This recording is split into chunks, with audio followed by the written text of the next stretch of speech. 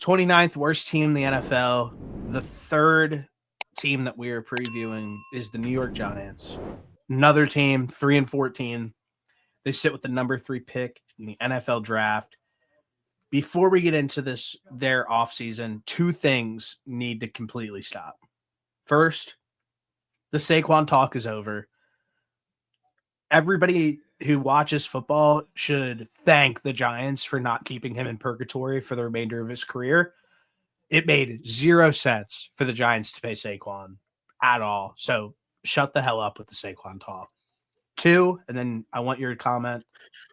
The clip of Joe Shane's son saying trade up and take Jaden Daniels when they were sitting at the 6th pick, and 1 through 3 would have never budged off their picks last season for a quarterback. It was Caleb, it was Jaden Daniels, and it was Drake May.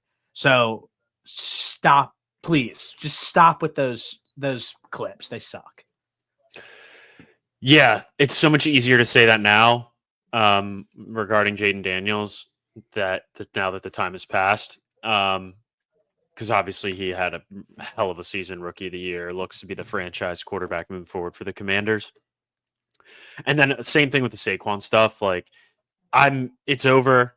Like, you guys got to move on. You guys have a good running back. Obviously, he's not Saquon Barkley, but still a solid NFL talent. Yeah. In Tyrone Tracy. It's time to figure out the rest of your team, which you guys have had plenty of trouble with the last few years. For a long time. So bringing up like old clips is just not going to make anything any better. I completely agree with you. Plus, like the Jaden Daniels clip, like they were sitting at 6th. There's no way that they would have been able to trade up to 2 or even 3 at that matter, because those teams were just set in stone on who they were going to take. Go like this to your camera. Yeah. And then get your face closer. So I'm right with you on that. I just, as like having to deal with the Giants fans having to deal with like the majority of the NFL, like quote unquote clowning them for something that I don't even really view as like a clownable offense. Like, I just think it needs to stop. I mean, yeah, I agree with you. There's nothing that they can do. Like, the NFL as a whole needs to let it go. There's nothing that the Giants could do at this point besides move forward. Like, there was no sense in them keeping Saquon. Why did they even do that to themselves? They did it to themselves. They put the video out of, like, they are the ones that signed up for, like, they picked the Hard Knocks. Like, they were the Hard Knocks team. Like, I mean, I think that, like, I don't think that a lot of people are going to be doing Hard Knocks anymore, apparently, due to, like it's going to be a hard thing for people to want to do because of stuff like this. Like, I'm with you on that, but, like, they are showing like actually what goes on behind the scenes of this stuff. Like, I just felt like those 2 clips and those 2 things that happened are just like blown way out of proportion, honestly, at this point. But yeah, that's also just like what people do. Like, it was crazy to see the whole Saquon thing happen, and then he just go out and have a career year and win a Super Bowl. But I don't know. He went to a good team. It's not like he went to, yeah. It's not like he went to the Jets and it happened. Like, he went to a team who was like on the precipice of like if not winning. Like, if they didn't win the Super Bowl, the Eagles would have been in the NFC the Eagles were like a blink in for the NFC Championship. So it is what it is. Now, what I do want to say, I've been on this for a while. I think Brian Daboll is an awful coach. I just do. He's coined as the Josh Allen savior, but I said this the other week. Like, Josh Allen has been pretty good with every single OC that he's had so far in the NFL. I say this because I think the fallout with Wink Martindale after last season was like spoke measures of who he was as like a guy. He just kind of seems like a complete asshole. And Dayball's one of your guys, one of the guys that you like to talk about is like this quote unquote offensive guru who can be a play caller for you. And I think that the one constant since he's been there with the Giants is that the offense has been consistently bad. And a lot of people love to talk about that 2022 season. And you revisit that 2022 season. They went 9-7-1, and Daniel Jones threw for 15 touchdowns for the entire season, and he didn't miss any games.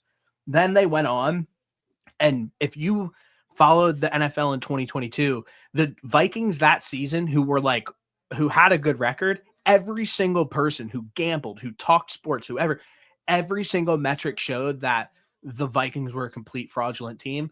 They went into the first round of the playoffs and lost to this Giants team. But that being his claim to fame is crazy because since then he's went 6-11 and then 3-14 this year.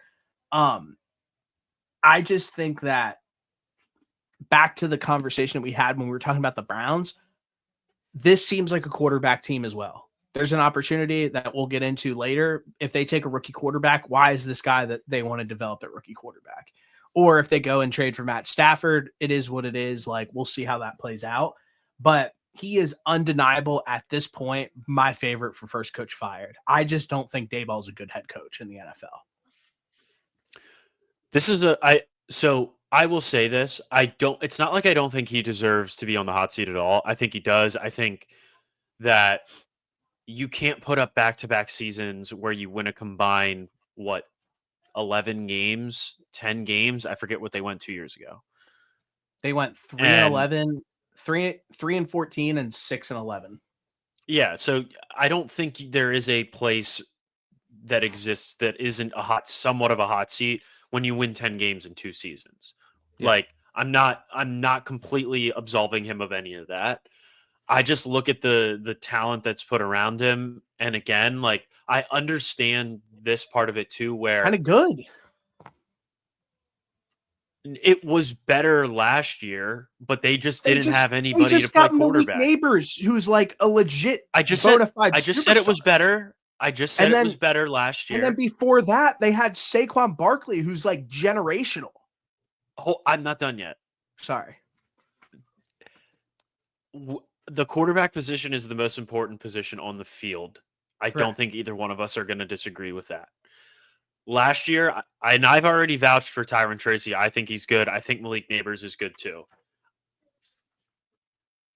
There is also always just going to be teams that just can't get it right. Somebody has to be one of the worst teams in the NFL every year. Somebody has to be second, third, etc. Right? Like, and those teams that don't have a quarterback, regardless of the coach at hand, are probably going to end up being some of the worst teams in the NFL.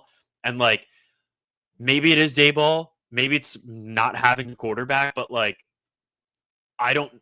maybe it's something else. Maybe it is Daboll being an asshole and the whole Wink Martindale thing is a bigger red flag than I think. But I at least want to see Daboll in a situation with somewhat of a competent, consistent quarterback before I'm completely ready to write him off. And maybe the Giants just aren't the right fit for him as a head coach. And that's okay. That happens too. But I'm not ready to like completely throw him under the bus and tell him and say that he's put my stamp on the fact that he's a horrible coach. I think he can be better. But I also think that he hasn't, again, with Stefanski, neither one of those guys have been necessarily set up for much success. Really, I just don't think that this roster's far off. I really don't. I know that people might think that's crazy, but Tyrone Tracy's a pretty good player. Malik Neighbors is a really good player. Wan'Dale Robinson's a really good player. I think you can get more out of Theo Johnson if you use him correctly. I don't think that they used him correctly last year. From the defensive side of the ball, they probably have the best defensive line in football. They have Dexter Lawrence, they have Brian Burns rushing the passer, and they have Kayvon Thibodeau rushing the passer, who has struggled at times, but I think that he can develop into a good player. And then they hit on Drew Phillips this year for their cornerback position. So I don't think that this roster is like as far off as people make it. They have talent all over the field. They're not terrible. I just think that what it really comes down to is like, what's the constant in this? Like, you talk about the quarterback position. Like, I get that he hasn't had the name brand talent that we expect, but also at the same time, like me and you going into last year, when JJ McCarthy went down, we were like, yeah, the Vikings are going to be probably one of the worst teams in the NFL because they have Sam Darnold lining up behind at quarterback. And what O'Connell did was get the most out of him. And I'm not saying that Daniel Jones could have a Sam Darnold season like the one that he just had. I don't think that's possible. But over the last 3 years since Daboll has taken over as head coach, their offense has been dead last in scoring over those 3 years. So that is the same thing. Like I said, what has been consistent this entire time? The offense has been absolutely god awful. I mean, I think that O'Connell's a better head coach than Brian Daboll. There's no doubt about that. I also think that if you take Well, yeah, like obviously. the Vikings are also just way better all around, even outside of the No quarterback one was position talking about that though. than At the than beginning of the last season, Giants. at the I know beginning of that. last season, when we were going into the season, when everybody was going into the season, nobody was like, the Vikings are going to be fighting for the number 1 seed and the best record and a playoff berth. No one thought that. Even if JJ McCarthy was going to be the guy that playing, nobody was thinking that. So, and I'm not saying that that's what Daboll should be expected to do, but like, can Daboll win 8 games? Like with a team, can he get his quarterback to throw 20 touchdowns? Because he has yet to do that in his tenure as the head coach of the New York Giants, and that's a red flag.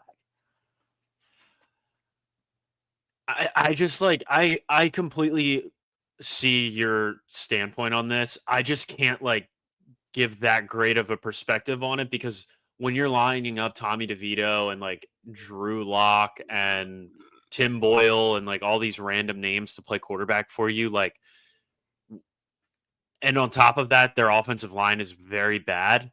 What do you expect for on the offensive side of the football? I agree with you. Their defense is good. I think it's much further along, but like their talent is one running back and one wide receiver on offense, and the rest of it is like pretty mid.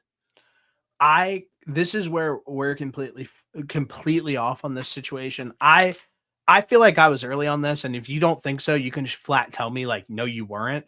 I felt like I was the first person to say that Matt Stafford was going to the Giants.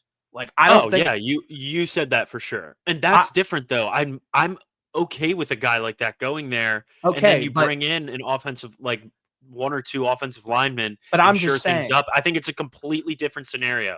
right now, this team is not that far off to insert a Matt Stafford and being a playoff team.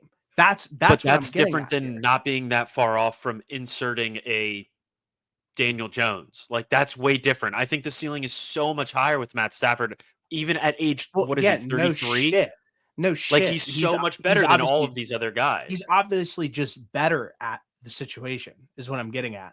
But what I'm saying is that the offense, which I don't feel is that far off, like you add a Matt Stafford into this scenario, and you're like, you know what? Like this offense actually isn't that bad.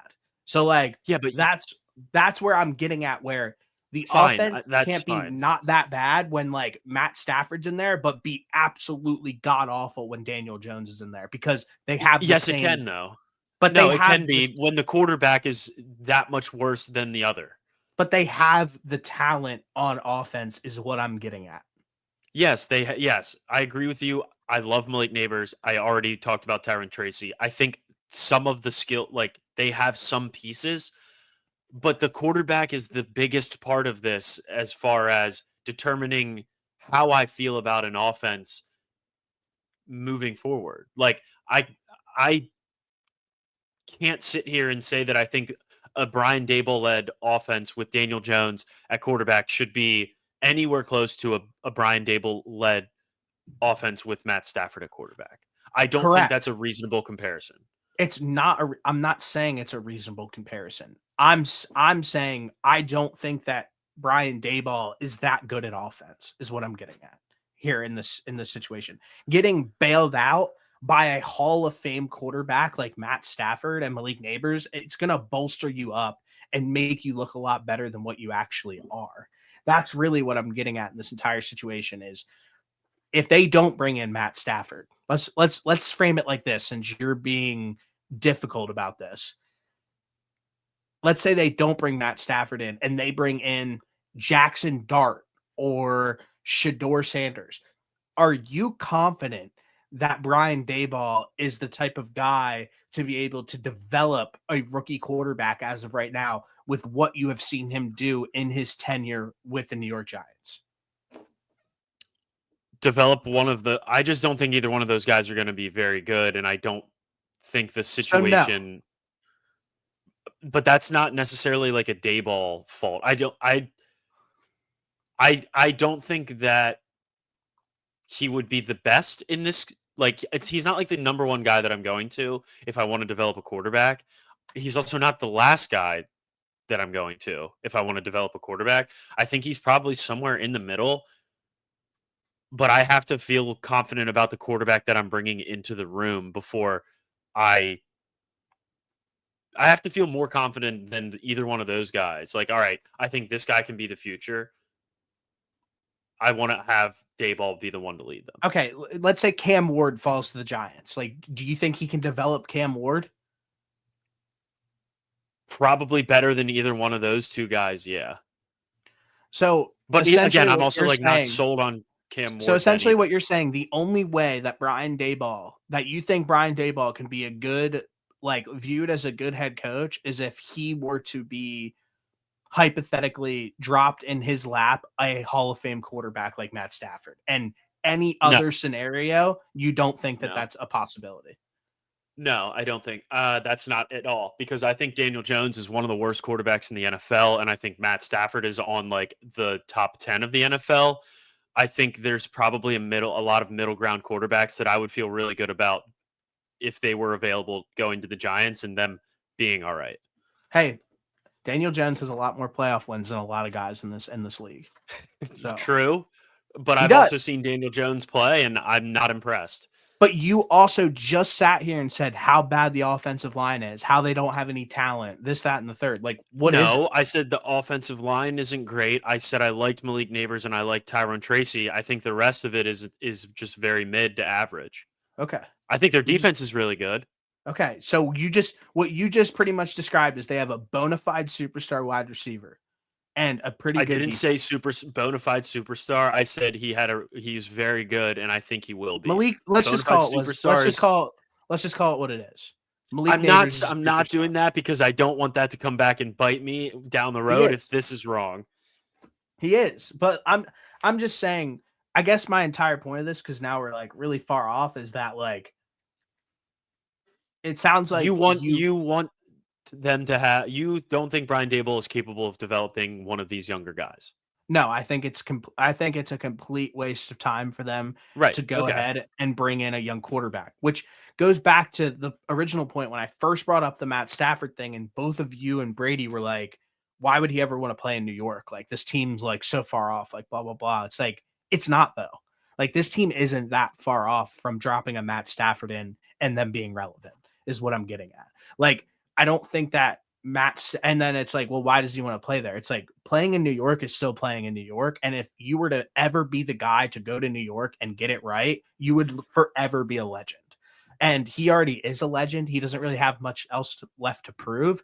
But like, I think that this is like literally a match made in heaven for this team because I don't think Dayball is capable of bringing in a young quarterback, taking the time with somebody like a Daniel Jones and molding him and making him a better quarterback, like how O'Connell, we're going to watch Yeah. O'Connell do it this offseason because Yeah. that's who he's going to sign with. Like, Dayball doesn't have time for that because he's a dickhead. And like, that's not his style. He wants somebody that's ready now. Yeah, I agree with you. I think Matt Stafford is going to end up in New York. I agree with you. I think Okay. I thought you made valid points, and the more that I see it, the more and more it seems like that's where things are trending. And I don't think. I mean, what do you think that trade looks like? Because I know the Rams are asking for a first, but I like, why think would you not put that out there if you're you the ask Rams? for it and then like Yeah, they say no. Like, that's the point of yeah. like Like I get that you're not gonna everybody not freaking ask out. for it.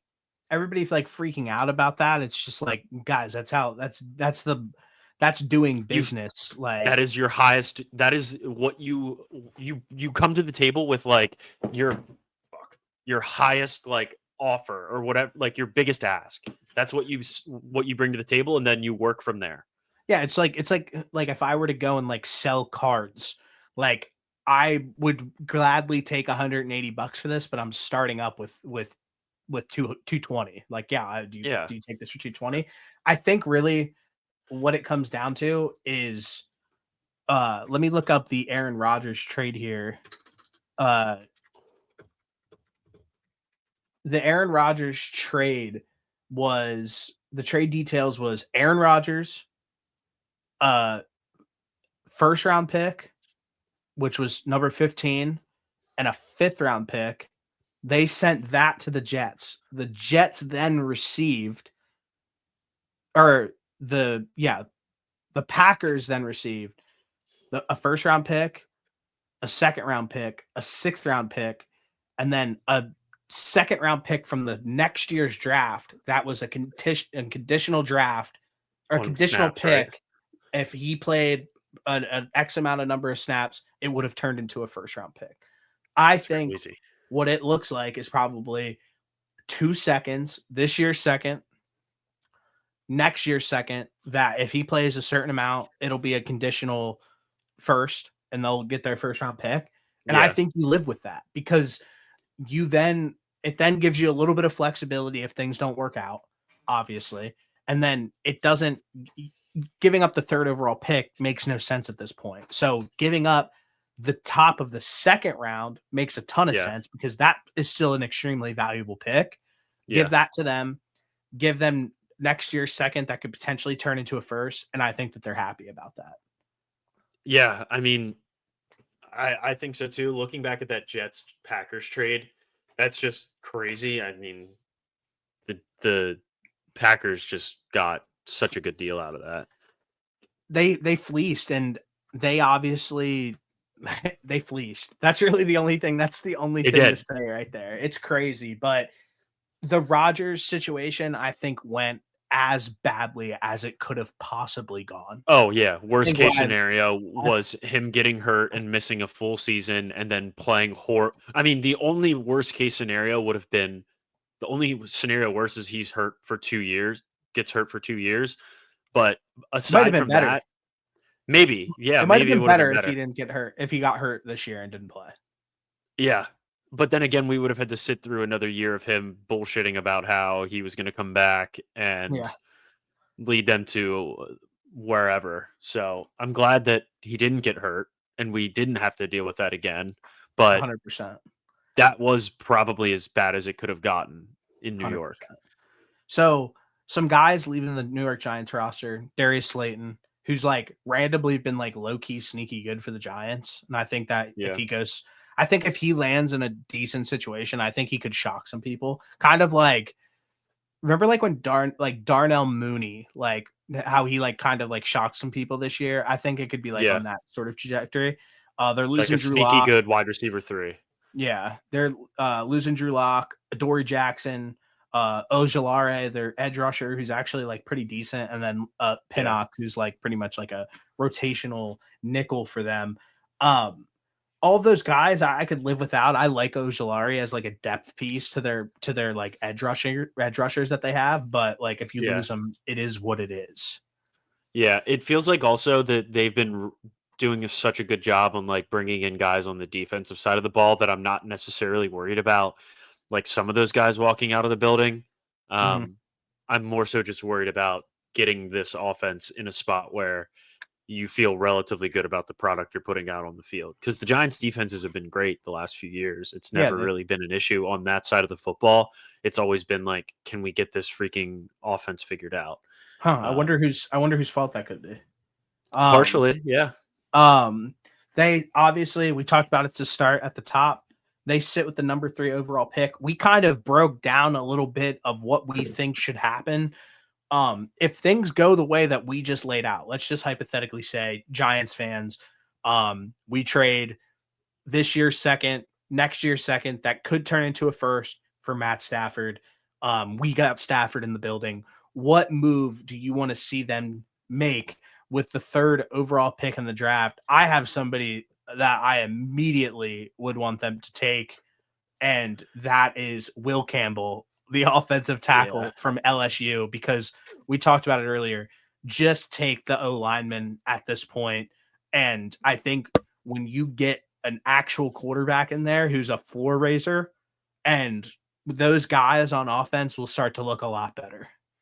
Yeah. Just take the obvious pick. And sometimes it's a player from LSU, a player from Alabama, and a player from Georgia. Like, odds are, if you're taking one of those guys, you're probably going to have some success. Will Campbell has been at the top of the draft board since the beginning of the football season, and nothing really changed as far as that goes. He's right up there. He's one of the best offensive linemen coming out. You need offensive linemen, especially to protect a guy like Matt Stafford, who's just been getting the shit beat out of him his whole career. Besides, like the last, I mean, he kind of got it beaten out of him This last year. year a little bit, but yeah, Yeah, the you want only to keep a guy like that downside upright. the only downside that I've heard with Will Campbell throughout like this like draft process is that he has shorter arms, Yeah, and the reason why he's not like a bona fide top 5 lock, like how, like, let's just like hypothetically say like how Joe Alt was, is because yeah, of the length of his arms, and there could be some concern that he would have to move it in and play guard. But ultimately at this point, I think just taking the best offensive lineman available in this yeah. draft, and even if it doesn't work for him at tackle, let's say, having somebody within that interior offensive line, anything to bolster up this offensive line at this point, I think is just the right move to make. Yeah, I mean, we've seen the Eagles take guys that play tackle and move them in at guard because their arms weren't long enough and or not good enough to play tackle, and they had success at guard. And there's absolutely nothing wrong with having a phenomenal guy at tackle move inside for something that he necessarily can't control. And beside, like, talent wise, Will Campbell is there. Talent wise, I think he don't think he would be if I don't think the talent would be there if he wasn't one of these guys. But like, I think he'll be fine somewhere along the offensive line, and that's a guy For that you sure. can move forward with for 15 years. Yeah, 10, 15 years, like grab a cornerstone guy who can be a part of your franchise forever. It's like the Chargers got so much flack for not taking Malik Neighbors. And it's just like, well, they have Joe Alt and Rashawn Slater and Justin Herbert, and that will literally be like their core for the next 12 to 15 years. And like, you feel really good about that. And then everything else around them, you'll figure out. Like, that's really the Yeah. point. Yeah, it doesn't really do you any good to have an elite wide receiver if you don't have any time to throw him the football. Yeah. And I saw some people pin like Travis Hunter to New York and like all of that. I personally just don't see that, I guess. But do you think that that could happen, or what do you think? I don't think it makes any sense for them because I think you touched on it at the beginning of this. Like, they found a guy in Drew Phillips that was a good corner, and he is entering as a corner. Yeah. Um, and for a team that is pretty good on the defensive side of the football, um, yes, I would like to have him on offense with Malik Neighbors, but like, if he's going in as a corner, I'm assuming that they're going to try to line him up and play him on defense more so than on offense. And for a position that you don't necessarily need, I don't think it makes much sense to draft a guy um, for a position that you don't necessarily need. Yeah. Like, it's great. It'd be great to have Travis Hunter. Like, that's awesome. But Yeah. like, you don't have any offensive linemen. Bro, I literally heard somebody comp him the other day. Like, they were like wide receiver Justin Jefferson and cornerback Deion Sanders. But like, if you really watch, like, all jokes aside, if you really watch how Travis Hunter plays as like a wide receiver, like, Yeah. his game really does remind me a lot of Justin Jefferson's. Like, all jokes aside. It's just funny that he comped him to the one of the best corners of all time, and then on one of the best wide receivers, at least on track of all time. Yeah. That's how That's good he hilarious. is, though. I think he's gonna be great, but like I don't know. I said in one of our other videos, I think he should go as a wide receiver, but Yeah. like I was all in on corner just because the value I proposition get it. Yeah, of being a corner. Like I get it. he's It's a lot harder when you have a guy that can take away half the field. half the field. They're so important. They're so hard to come by. You see top 10 lists of corners every single year, like literally vary like a motherfucker, where it's Yeah, like Sauce Gardner's like undeniably the best corner in the NFL. And then this year he like literally was awful. he And was then horrible. same it like seems to happen like every single like Trayvon Diggs is like one of the best corners in the league. And now he's been like, I know he tore his ACL and he was a little banged up this year, but now it's just kind of he's irrelevant, and it is what it is. Corner is such a hard position to get right, so year by year basis. Like he's going to make a lot of money playing corner. He would make a lot of money regardless. It's just so Yeah, easy. There's so many good wide receivers every single year. I mean, that's really there what it are. comes down to. Yeah, no, I get it. There really are, and I don't like I said, it would be cool to pair him and Malik Neighbors on offense, but I just don't really see that as like a necessary need for the Giants right now. I wonder what Giants fans want. Like, do you think that they want to take a rookie quarterback and like start fresh, or do you think that they would be like fired up with an idea of like getting like somebody like a Matt Stafford? Um, I don't know. I feel like there's always like a different sense of energy when you bring in a rookie quarterback. It's like, holy shit, like this kid could be anything. Like Yeah. he could be like Josh Allen, he could be Lamar Jackson, or he could be like just a complete bust. It's like the mystery box. Like, do you want the boat Yeah, or the mystery box? It's like, well, I want the yeah. mystery box. It could be a boat, like that kind of thing. It could also be a bag of shit, Yeah. and you don't know. No, But you never that's know. like a lot of fans like love that aspect, and for a team that has had two really bad seasons, I don't know if I would want to really risk like realistically though, how long do you think you're getting if you get Matt Stafford, how many years of Matt Stafford are you realistically getting? What I it think the sounds other like, day I said 3. yeah, 3. And I think you take that. If he plays 3 more years, you take that.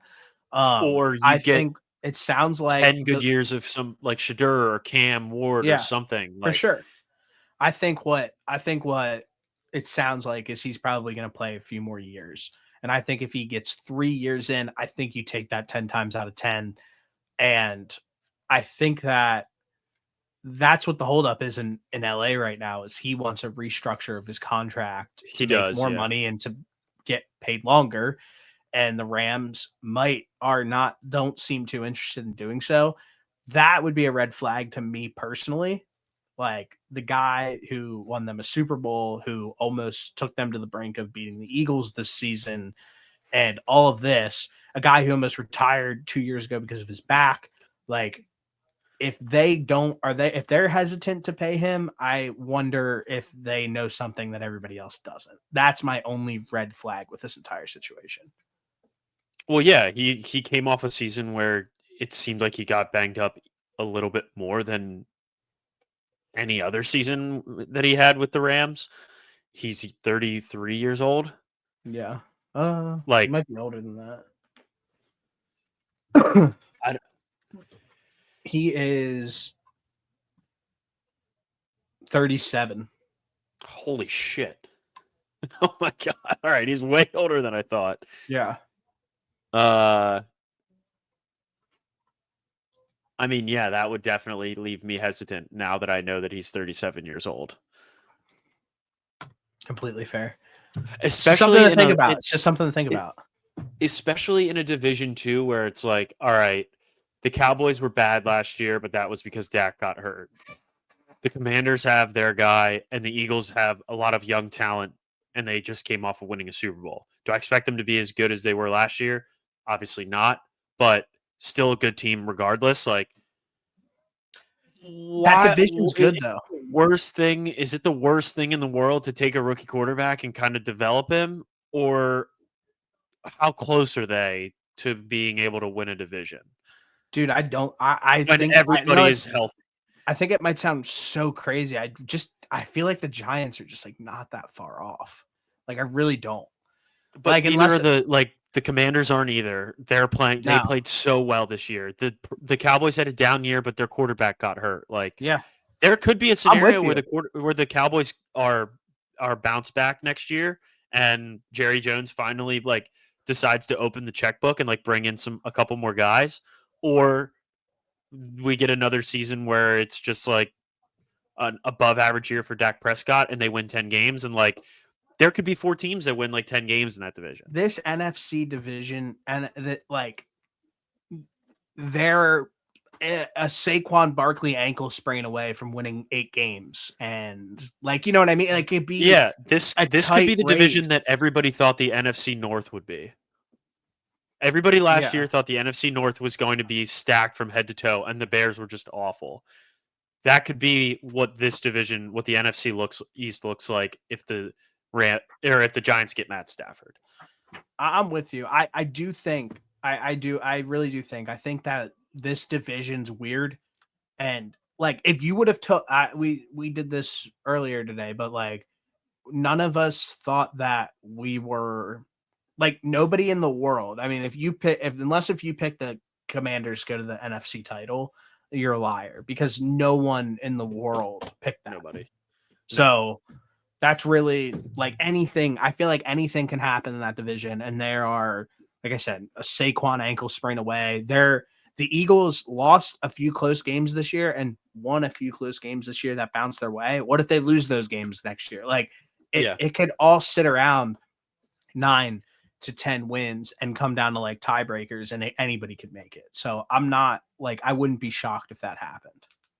Yeah, it'll be interesting. I don't know. I go back and forth with it as far as like if trying to put myself like in the shoes of a Giants fan, like having a new quarterback that's a rookie that's like, oh, this would be awesome. Like that part of it is kind of cool to have. Because 100%. Say they do get Shadur and he ends up hitting, or they do get Cam Ward and he ends up hitting, like there can't be a better feeling aside from winning a Super Bowl than hitting on a rookie quarterback. 100%. I completely agree with you. 100%. So, hey, good episode. I'm going to throw this up on YouTube, clips on YouTube, throw the full episode up on Spotify. Shout out to the 94% women that just listen on Spotify for whatever reason. Still don't understand that, but whatever. It is what it is. We have 100% on YouTube being male and 95% on Spotify being women. So I don't know what that means, but hey, I'll take Crazy. it. Yeah. Is it ASMR for them? It might be. Could be. Hey, that's good stuff for us. I said it to Andrew. He said, if I went on my Spotify and went to her search history and saw Scary Hours, I'd be pissed. So how could you not be? White clouds blowing out when we max 4-5